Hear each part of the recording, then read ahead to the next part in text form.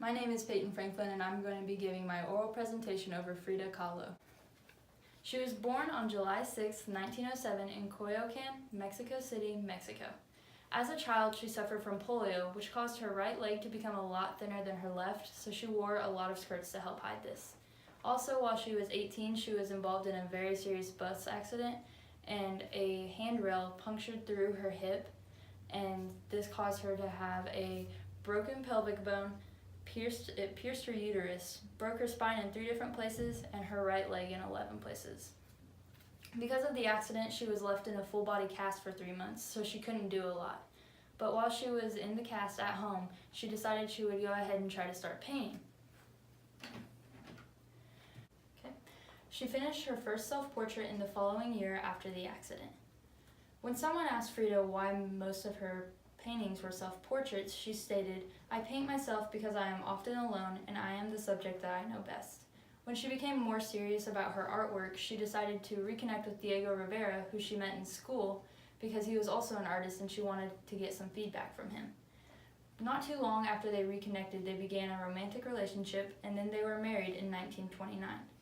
Their marriage wasn't like any normal marriage. It was full of affairs, and Frida was also bisexual, so she was cheating on Diego with men and women, while Diego was also cheating on her with other women. Because of all these affairs, they were divorced in 1940, but it didn't last for long because they got remarried by the next year. Her artwork began to grow in the 1940s, and she also received the National Prize in Arts and Sciences in Mexico in 1946. Her home, which is now known as La Casa Azul, is now a museum dedicated to her life to show her paintings and all the other different things from her childhood. These are just a couple of pictures. The first one on the left is a picture of Diego and Frida together, and the one on the right is just an image of Frida. The first major work that I decided to talk about is titled Self-Portrait in a Velvet Dress. This painting was created in 1926, made by using oil on canvas. This is one of Frida's earliest self-portraits. This painting she used as a token of love to regain the affection from her lover. She sent it to Alejandro and hoped he will keep her in his mind. From fridakahlo.org.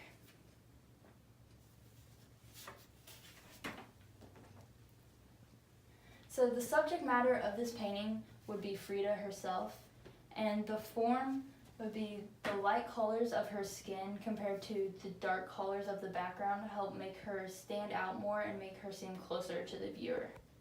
The content would be she faces the viewer head on and with her head tilted slightly to the left. There is some small detail in the collar of the dress that help make the dress stand out too. The theme of this painting would be her love for Alejandro, since this is who she sent the painting to and why she created it. The second major work of art that I decided to talk about by Frida was titled Henry Ford Hospital. She created this in 1932, and it was made by using oil on metal. This was one of her very first paintings that she used sheet metal as a medium in. This painting was actually created after Frida suffered from a miscarriage. So the subject matter would be Frida lying in the bed with the 6 objects attached to her by a ribbon. And some critics seem to think that maybe Frida was using the ribbon to symbolize an umbilical cord. The form would be Frida is looking forward towards the end of the bed with her knees bent and legs turning away from the viewer. There is blood covering the bed underneath her body, and there is a tear streaming down her face. The content would be this painting shows like how sad and depressed Frida was after losing her child, and the 6 objects around her all represent different things, so I'll go ahead and explain a few of them for you. The baby clearly represents the son that she had just lost. The snail represents how slow and painful the operation was and going through the miscarriage. The pelvis represents the pain that she's endured with her pelvis from the bus crash. And the flower represents her uterus.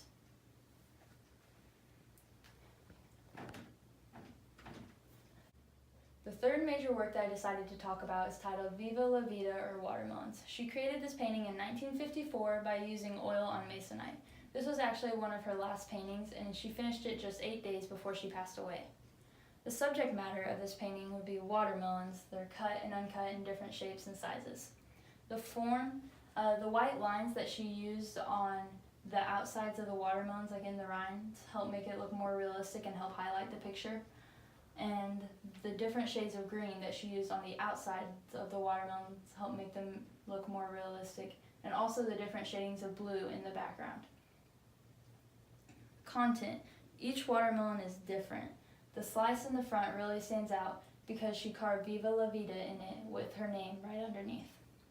The themes would be celebration of life. This is Frida's very last painting, so it was like her showing that she was celebrating her life and her work of painting. Okay, so for the few extra works that I decided to do, I chose Self-Portrait with Necklace of Thorns. This painting was created in 1940 and was made by using oil on canvas. She actually had a lot of self-portraits that contain monkeys in with them, and in Mexican mythology, a monkey can be seen as a symbol of lust, but in all of her paintings, the monkeys symbolize different things. Another one that I chose to talk about was The Dream or the Bed. This painting was created in 1940 and was made by using oil on canvas. This painting helps represent like how her culture feels about death, because in Mexican culture it's looked like death is looked as more of a rebirth going on to the afterlife, so they didn't really fear it, and this showed how Frida was feeling about death. And in real life she actually had a skeleton on top of her canopy bed, almost exactly like this picture is. Another painting that I decided to talk about is titled The Wounded Deer. It was created in 1946 by using oil on masonite. This painting was made after Frida had another spinal surgery to help from her injuries from the bus accident. The painting represents how sad and defeated she felt after the surgery because it didn't help at all, and it left her in the same amount of pain, or if not even more, after the surgery because it didn't work. Okay, Frida's legacy. As a disabled bisexual woman, Frida Kahlo's honesty and vision made her a hero in many communities. This is a quote from a book titled Frida Kahlo by Julie Daughtry. In her life, Frida made 143 different paintings, and 55 of them were self-portraits. When talking about Frida Kahlo, art critic Gloria Ornstein stated, "As of 1996, more than 135 books, exhibition catalogs, chapters in books, scholarly essays, popular magazine articles, and newspaper stories have been written about her, not to mention a number of master's theses and doctoral dissertations." The two quotes that I just talked about on the last slide help show how big of an impact Frida had on the art community.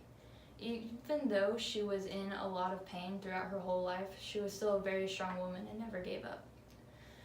While she was constantly in pain, she helped use that to create her artwork by depicting all of her daily life struggles and making her art more meaningful. After having a surgery from another complication from her injuries, she had to have the bottom part of one of her legs amputated from the knee down. And when someone asked her how she felt about it, she said, "Feet, what do I need them for if I have wings to fly?" This just helps show what a strong woman Frida was and how she just kept going through life no matter what she faced. Through imagery, Kahlo articulated experiences so complex, making them more manageable and giving viewers hope that they can endure, recover, and start again.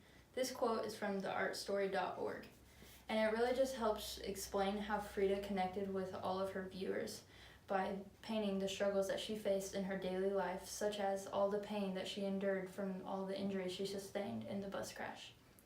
Because of this, Frida showed people that no matter what hardships you face in life or whatever you go through, you can always go through it and come out stronger and better at the end.